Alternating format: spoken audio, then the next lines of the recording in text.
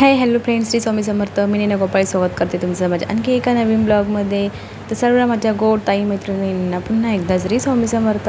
तर आज आहे 4था दिवस आणि आपली आज आहे 4थी माळ. तर आज आहे रविवार आणि वाजलेले आहेत सकाळचे 6:30. तर आता इथे मी माझी अंघोळ वगैरे सगळं आटपून घेतलेलं आहे आणि आता म्हटलं सर्वात आधी देवीला माळ घालून घ्यावी. त्यासाठी इथे मी माळ तयार करून घेते.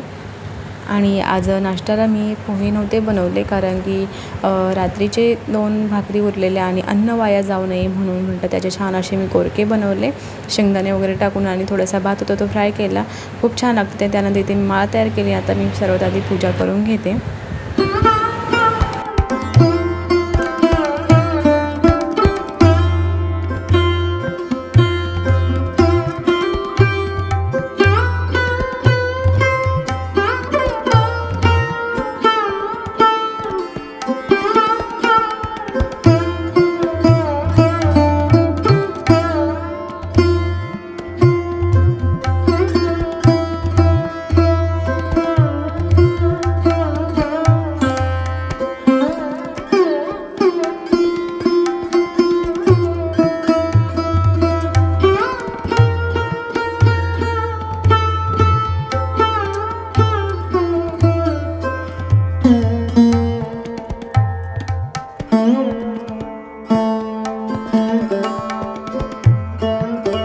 अशा प्रकारे तुम्ही पाहू शकता आपली आजची ही पूजा झालेली आहे. त्यानंतर मग मी जेवण बनवलं, भाकरी बनवली, भात होता आणि ते भाजी बनवलेली. त्याचा माझ्याबरोबर खिचडीसुद्धा होती.